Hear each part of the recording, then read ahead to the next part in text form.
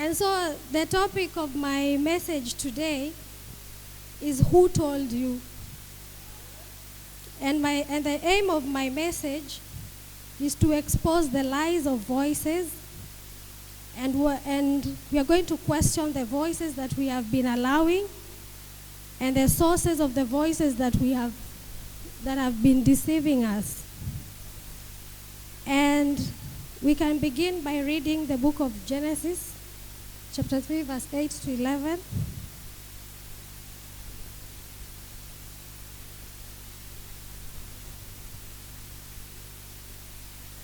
And it says, towards the evening, they heard the Lord walking about the garden. So they hid themselves among the tree.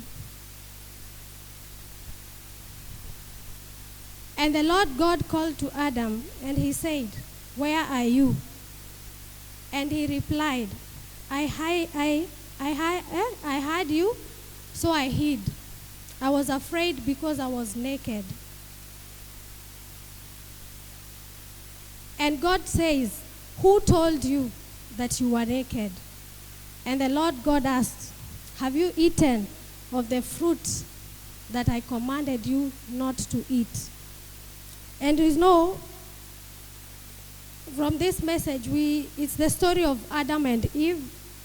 And for a long time, not for a long time, and during that time when they were in the Garden of Eden, God had told them that they should not eat of the fruit that he had showed them. But the devil came and lied to Eve, and he told her, "Why are you not eating from this tree?" And he said that God has told us that we are not supposed to eat from this tree because if we eat from it, we are going to die. But Satan told Eve, "You're not going to die. It is only that God does not want you to have knowledge." And so Eve was convinced. And when God is asking you, who told you that you were naked? And we see that God is concerned of the voice or the source that revealed their nakedness to them, because he had not told them. Because we see in Genesis chapter 2, we are told that Adam and Eve in the Garden of Eden, they were naked and unashamed. So how comes this time they are aware that they are naked and now they are ashamed of it? And so because we see now God is exposing the lies of voices, because who told you? Ni nani alikuambia? Unaona, kumaanisha what you heard is not what I said. And so we have other biblical examples that form the context of my message. And we see the story of Job. When you look at the story of Job, he was afflicted because God allowed the devil to tempt him and to test him. And so during this time of his affliction, Job had 3 friends who came to visit him. And the Bible says that they came to sympathize with him, and they stayed with him for 7 days and 7 nights. But we see that when you keenly read the story of Job and you read at what the friends were telling him, you would realize that his friends had an understanding of God. They really knew who God was. But the problem is what they were feeding into Job. And they were telling him, and I will paraphrase everything that they were saying in combination. And he told them, as we know who God is. We know God is very powerful. We know God is very mighty. And we know the things that God can do and the things that God cannot do. And now they ask him, "Are you sure you did not do something that has really angered God? Because we have seen the wrath of God even from the stories we have heard from our forefathers. But hii yako imezidi." Unaona? And so instead of sympathizing, they started condemning him. And it gets to a point that hizo maneno zao zimeingia Job kabisa.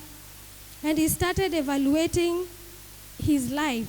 Because in Job 19:1, the Bible says, Job was telling his friends, and then Job spoke again.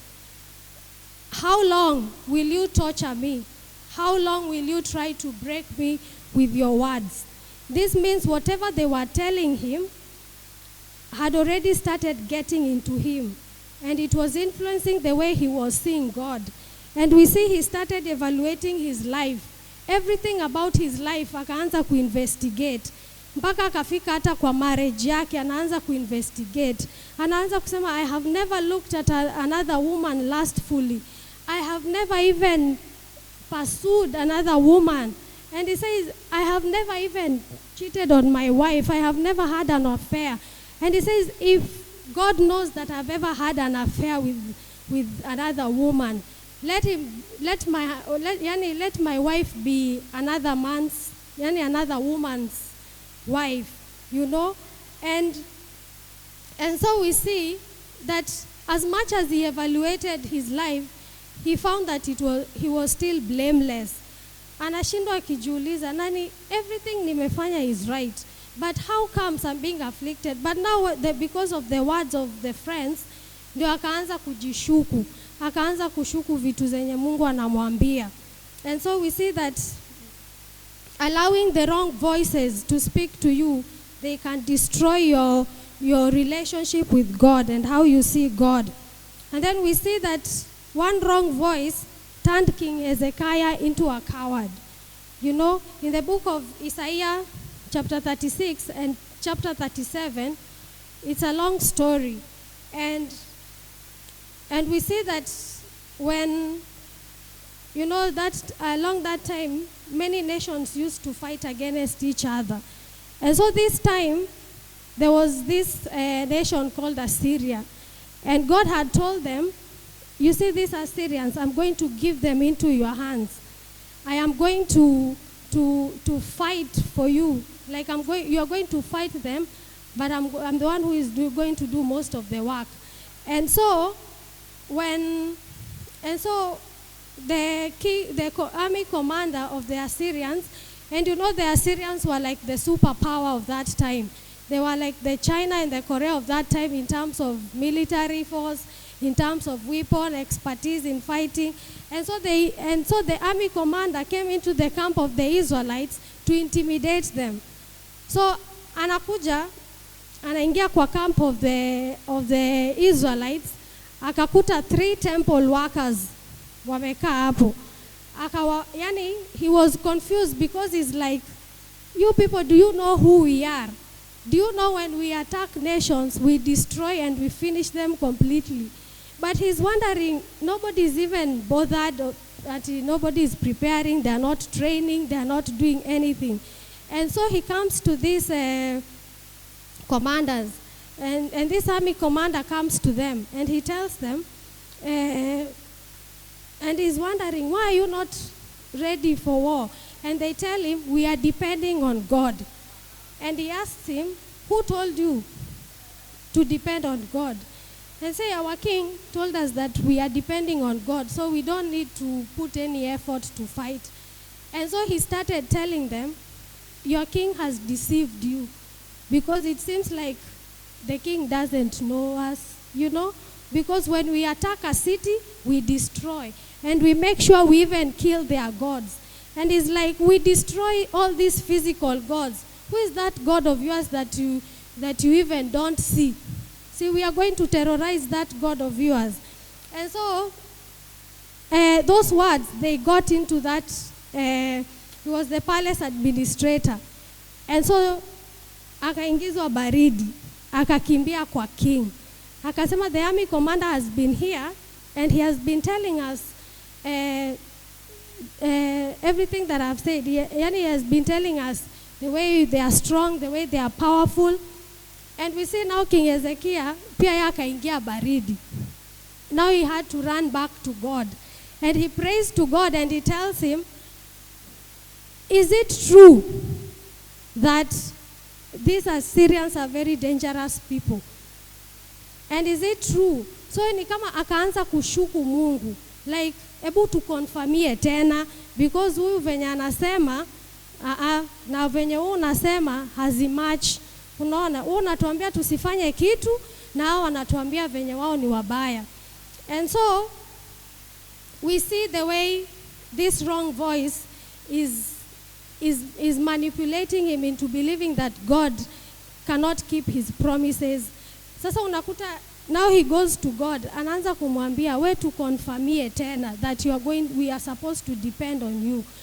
And at the end we see that God confirms that he's going to give them victory. And as you can see in Isaiah 37:36, and he says that night the angel of the Lord went out to the Assyrian camp, and he killed 185,000 Assyrian troops. When the surviving Assyrians woke up the next morning, they found corpses everywhere. And so their army, everybody in their army died in their sleep. No, they didn't even shoot any arrow or anything, and they defeated the entire army. And then we also see, and then another story where we see how wrong voices can influence us is the story of Samson and Delilah.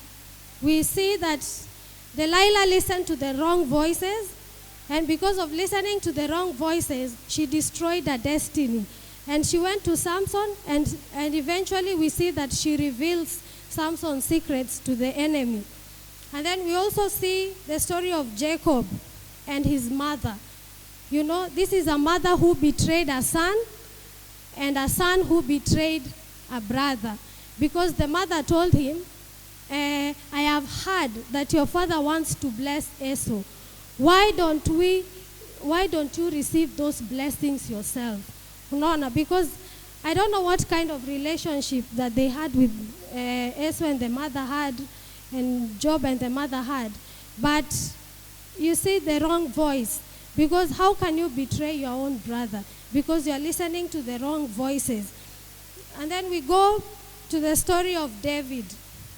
Before he killed Goliath, you know, Goliath stood in the camp of the Philistines, and he was telling them, anyone who wants to beat me, let them come. And so nobody dared to go there because they knew Goliath was a no-go zone. But now comes David, and he says, I want to be the one who will kill that man. But you hear the voices around him, they start reminding him that nobody has ever beaten this man. Who do you think you are? You know?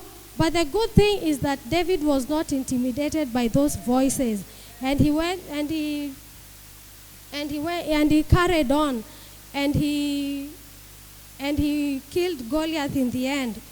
So from the stories from the context that I've given you, and I want now that we look at the characteristics of wrong voices, that how can you discern that this is a wrong voice that is speaking to me?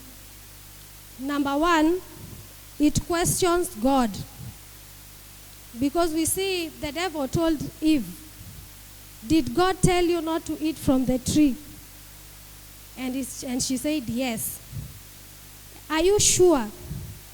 You know, and we also see Hezekiah and Oliza, are you sure that God can defend you while you're waiting for him to fight for you? So you find the wrong voices questions God.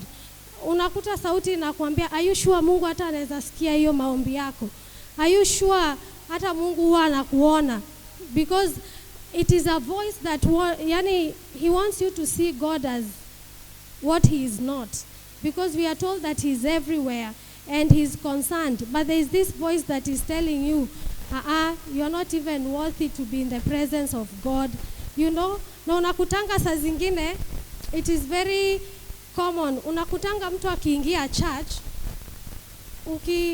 before you even start worshiping or something, there is that voice tells you, unajua we ni mchafu, omba kwanza, ujisafishe ndio. And yet we are told, come as you are. You know? Sasa unaanza kusema, we wacha nijisafishe kwanza, ndio Mungu anaweza nionekania leo. And that is the wrong voice of the enemy. And then number two, it manipulates you. And it causes you to, it controls you. And you see that when the devil was lying to Eve, anamwambia, you are not going to die. It is only that this God does not want you to have knowledge. So unakaa hivi unaona, by the way, why would God not want me to have knowledge, you know? So unakuta like it manipulates you in a way that you cannot do things the way you are supposed to do. And then it promises shortcuts. It promises promotion without process. And we see in the story of Job, there's a point that even the wife told Job, why don't you curse God and die? Because she wanted, that was a wrong voice speaking to Job, because it's like, why do you have to endure all this process when you can just curse God, die, na hii story yote ishe? You don't have to go through all these things, you know. And then the other characteristic is that he separates you from God. You know, when God comes, as we have seen in Genesis 3:8, God is coming to the Garden of Eden and he is asking them, where are you? You know, and they tell him they are hiding. They are hiding because now they feel like they are not even supposed to be close to God. Now that bad voice separates you from God because of feeling guilty. You know, that guilt that makes you avoid God. That guilt that separates you from God. And then, you know, with all these voices, there is where they come from. And so we are going to look at the sources of these wrong voices.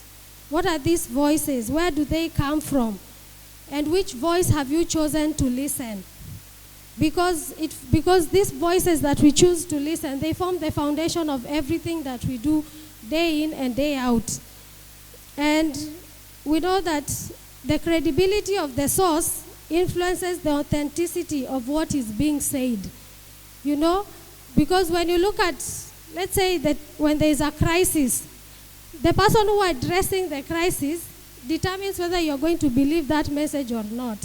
Because ukiangalia kama ile time ya COVID, when Mutahi Kagwe alikuwa hapo akituambia tuvae mask, to keep social distance, tulikuwa tunajua hana clinical expertise ya kujua COVID iko na nini. But they made sure amezungukwa na the top doctors in Kenya, so that mkuwe assured that hii source inatoka from credible sources. Ni venye tu protocol must be observed. Because ingekuwa ni mtoto ni student wa KMTC and yako hapa anatuambia tuvae mask to keep social distance, hakuna mtu angemsikiza, because what experience do you have and you're still a child? So you see that the credibility of the source, now it determines the weight of what is being said. And the first voice that we have is the voice of God. And the voice of God brings assurance, it gives hope, it corrects peacefully without condemnation. And the voice of God is still, because he says, be still and know that I am God.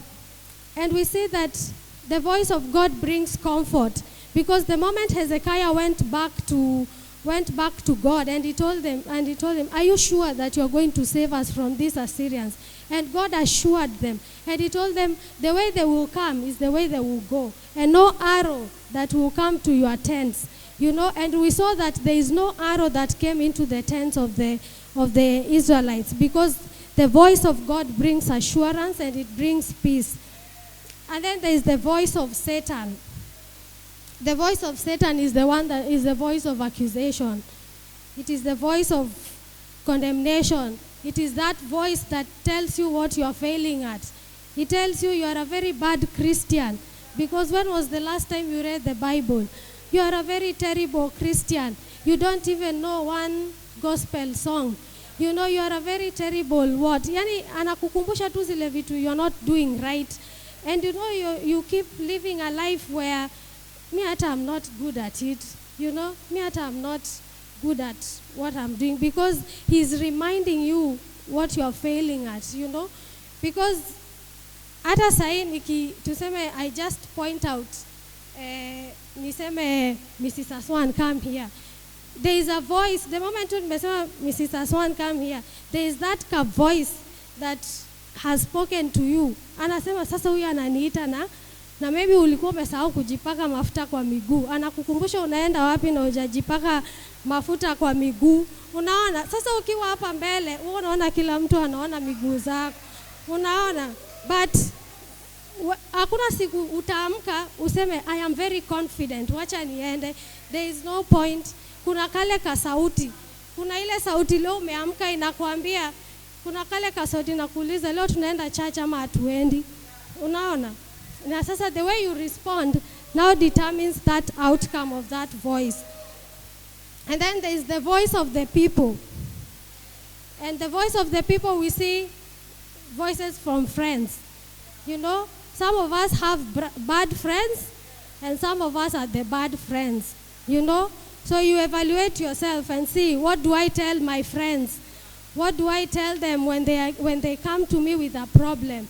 Do I tell them things that I cannot do myself?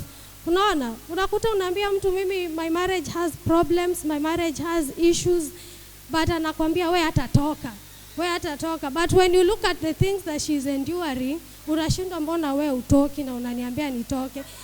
And then ukitoka, anaanza kukuuliza kwa nini ulitoka, na yeye alikuambia utoke. So those are the wrong voices. Badala kukimbia, afadhali ukimbilie Mungu, akwambie we toka, cause yeye anajua venye atakusustain. Na hata kuaccuse kwa nini ulitoka, atakuprovidea a way to survive that season. And then there's also, even as mothers, you know, the voice of people huwa inatuaffect sana kama wamama, especially when you are a first time mom. You know, uko na mtoto, hujui kama anamea meno, hujui mtoto anakaanga aje, lakini sasa mtu anakuambia ati mi venye mtoto wangu unajua alitembea na 6 months. Unashindwa hata 6 months aja so unaanza question even your own child. Unaanza kushindwa mimi mtoto wangu ako normal kweli. Now you start running to doctors. Are you sure my child will walk? Are you sure my child will speak? Are you and you forget that kila mtoto ako na development milestone yake. So what voices are you choosing? Unaona, unaambia mtu mimi niliambiwa mtoto wangu haezi sikia vizuri. Unaulizwa nani alikuambia? Ati si mama mwingine hapo alimuita na hakuitika the first time. Unaona? So unakuta like the wrong voices from people and friends. And then there is the wrong voice from family. Hii mentality ya sisi kwetu. Unaona? Because your father or your parents walisema sisi hapa kwetu usituletee Mjaluo, usituletee Mkikuyu, usituletee Meru. So you find that voice influences you everywhere you go. Ukikutana na Meru unasema we bad news. Yani you start judging people by their tribes, and instead of unakuta some people even they're getting married, they're eloping in marriage because anajua mimi niliambiwa nisiaileta Mjaluo kwetu. So unakimbia tu mnaenda kuishi God knows where, so that you are not condemned by your parents. And then there is also voices of culture. Hii Jaluo jeuri, you know, because I'm Jaluo, yani pride is my it's like it's my what you adorn yourself with pride. You know, sisi ni Wajaluo, sisi hatufanyi hivi. But when you look at these voices, they are not even guided by godly counsel. They are not guided by godly counsel. Kwa sababu utaanza kuambiwa mababu zetu walisema. And you find sasa hizo mababu zetu walisema, ndio hizi vitu zinatuweka kwa generational curses, generational bondages, generation patterns zenye hatuelewi. Unaona, unaanza kusema kwa sababu Wagiriama huwa hawafanyi hivi. So unaanza inakuwa your thought pattern, na unakuta sasa inaanza create pattern in your lineage. And most of it because it is not godly counsel, now you start building things that are not of God. And then there is the voice of there's a voice of situations that we are going through. This is the sickness that is speaking to you.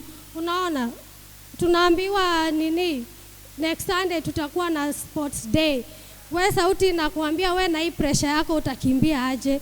Unaona we na hii mguu yako inaumanga utakimbia aje. That is a voice of your situation that is speaking to you.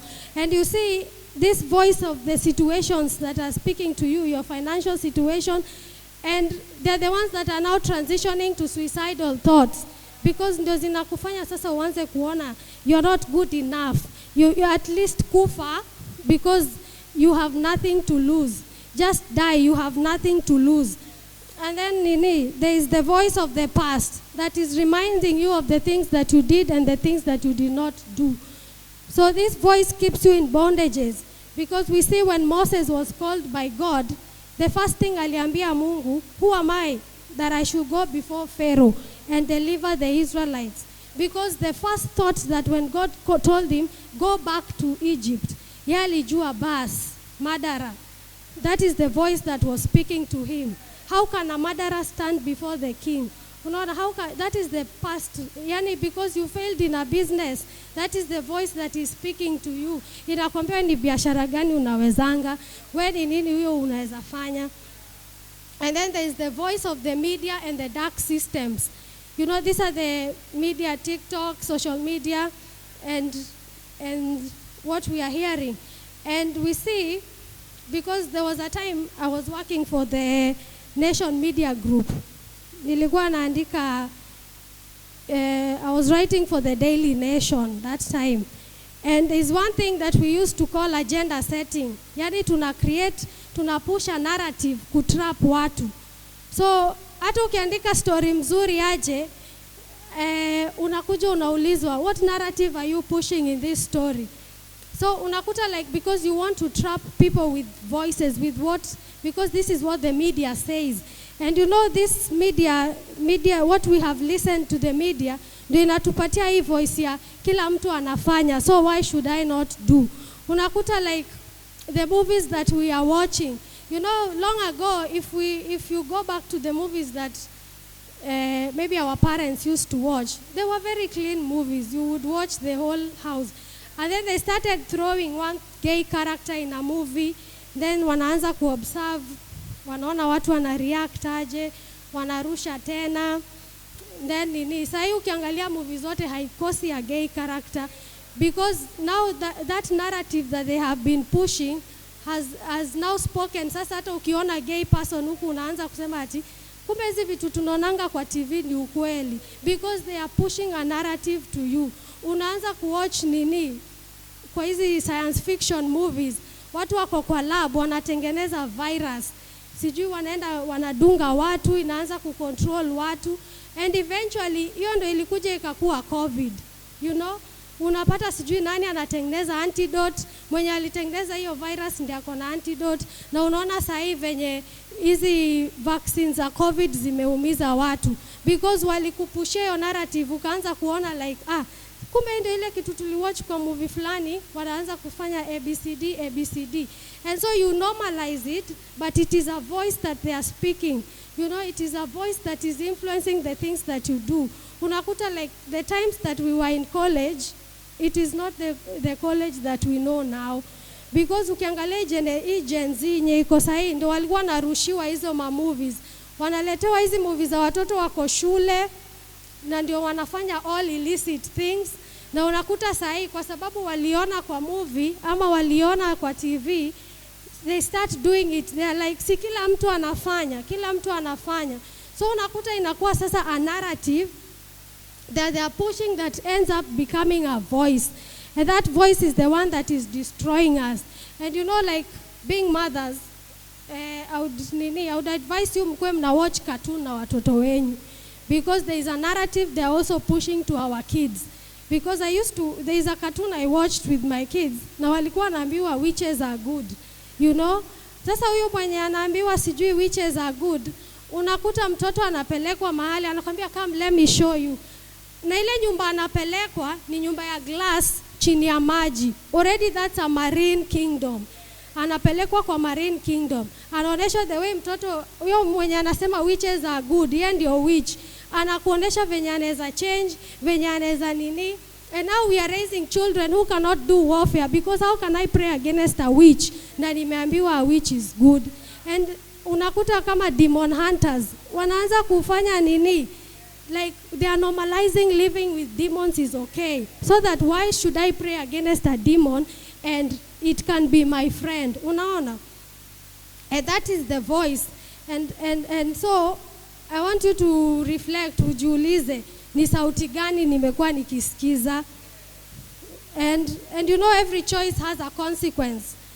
And now we look at the consequences of listening to the wrong voices.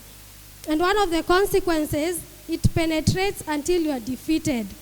Ina make sure hiyo uongo inapenya mpaka unakuwa defeated, unakuwa huwezi kufanya kitu. Like a suicidal thoughts, itakudanganya mpaka hata ukiwa kwa barabara. Unasikia tu sauti inakwambia mbona usijirushe kwa barabara ukufe, na maisha imekuwa ngumu, mbona usifanye kitu fulani. And then that voice, it keeps you bondage. You want to rise, but a voice pulls you down. You want to start a business, but that voice of the past reminds you the way you failed. And then the other one, you run away from God. You suddenly become ashamed. You try to pray, but a voice reminds you. Sara anatuambia inueni mkono. Unakumbuka mali jana ulikuwa sauti inakwambia sasa unainua mkono kwa nini? Unashukisha kwa sababu unaona kila mtu anaona mali ulikuwa jana.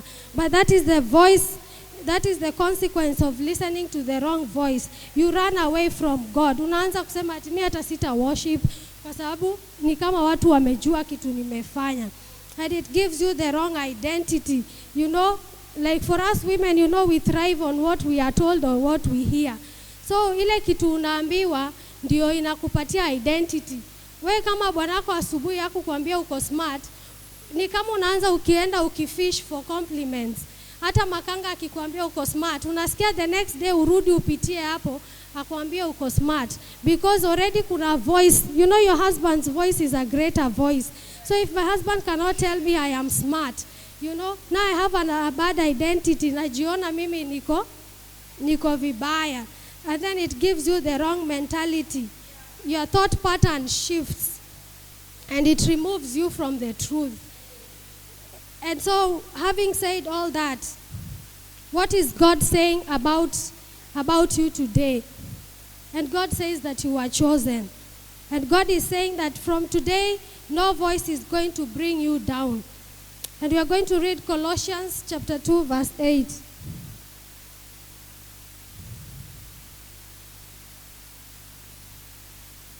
And Colossians chapter 2, verse 8, it says, do not let anyone lead you astray with empty philosophies and high-sounding nonsense that come from human thinking and from evil powers of this world, and not from Christ. And so God is saying that let no wrong voice put you down, because hizi through philosophies ni kama hizo nimewaambia, hizo wanakurushia vitu kwa movie, inaku brainwash.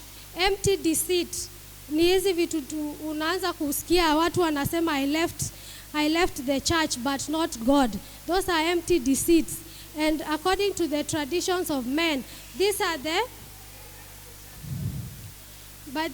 what? These are the na ukiangalia vizuri hizo philosophies, empty deceits, traditions of men, ndio hizo sources nimetoka kusema. You know, tradition of men, culture, deceit, voice of the enemy, philosophies, voices of media and dark system.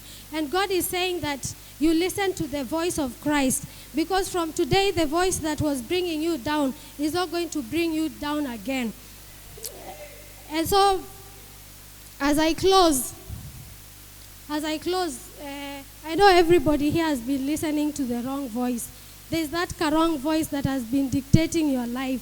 Even the way you dress today, there is a voice that told you. There is a voice that spoke to you. Kuna ka voice ilikuambia wewe uliambiwa ukaangi vizuri na skirt, so you opted for a dress. There is a voice that told you wewe sijui haukaangi vizuri, so na ndio maybe you are trying to hide from people. Unakaa nyuma ya mtu mrefu ndio usionekane. Unaona, because there is a voice that spoke to you, and that voice is a voice of defeat. And God is saying to you today, as I close, and God is saying to do that, He's saying that erase all the things that I have not said, and start believing in the things that I said. And God is saying today, when I say that you are more than a conqueror, He says that He means it. When I say that when you walk through the waters, I will be with you, God is telling you today, I mean those words. And He says that even when I say that do not be afraid, and He's saying that I mean every bit of that word. I mean everything that I have said. We kila kitu nye ushaisikia kuhusu Mungu, we jua He means it. Usione like you're not part of what God is saying, because there's that voice that is lying to you every day. And because when he tells you that do not be afraid, be courageous, He means it. When He said I stick closer than a brother, He means it. And because who told you that you are not enough? Who has been telling you that you cannot do it? Who told you that I don't love you? Who is telling you that you cannot make it in this life? Who is telling you that you're not enough? Who is telling you that you cannot achieve anything in this life? Because those are not the words that God said. And He said, from today, I want you to listen to my voice. And He says, because I did not curse Adam, who are you that I can curse you? God did not curse Adam, so there is no way He's going to curse you. So why do you feel like you want to kill yourself right now? Why do you feel like you are defeated right now? And He's also saying that I want you to come out of that bondage, because it is not that I am not doing anything in your life. It is that voice that you have chosen to believe. When you ignore that voice, you will come and realize that everything that you have been praying for, God has been doing it. But it is only the wrong voice that has been blinding you, and you don't see the things that God has been doing. And so from today, God wants you to realign your life with His divine purpose. He wants to change your identity. And so because that voice has been telling you you're worthless, now He wants to tell you that you're worth it. He wants to tell you that you're more than enough. And God is saying today that the only thing that I need you to do is to listen and discern my voice. Because all these consequences of wrong voices, it is because we cannot discern what God is telling us. And God is saying that I want you to discern my voice, because my sheep hear my voice and they follow me.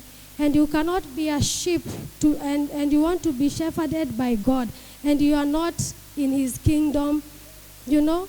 So God wants you to come back to His kingdom, so that He can realign you with His purposes, so that you can be able to discern His voice, because He will give you the Holy Spirit. And the Holy Spirit is the one that will be helping you in everything that you do. And because you cannot even hear the voice of God when you are in sin. So God is calling you today that you come to Him, so that He can help you to discern and give you the power to discern these voices. Because when you look at everything that is happening to us, there is a lot of deception, there is a lot of lies, and those are the things that we have chosen to believe. But God is saying that listen to my voice today, and everything that I have said, I mean it. So take that with you today. And